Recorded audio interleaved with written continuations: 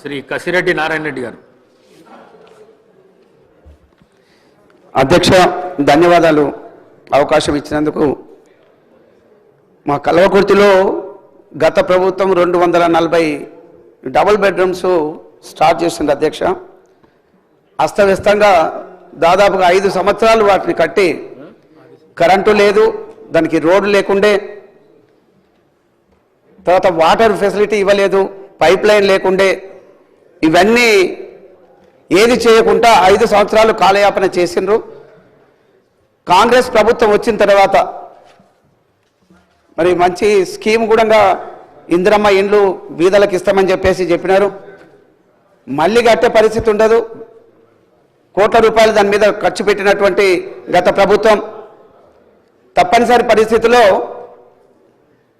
మేము సిడిఎఫ్ నుంచి దాదాపుగా 1.5 కోటి ఖర్చు పెట్టి మళ్ళీ అన్ని కూడా ఫెసిలిటీస్ కల్పించి 240 మందికి అవకాశం మరి కాంగ్రెస్ ప్రభుత్వంలో వచ్చింది అధ్యక్ష.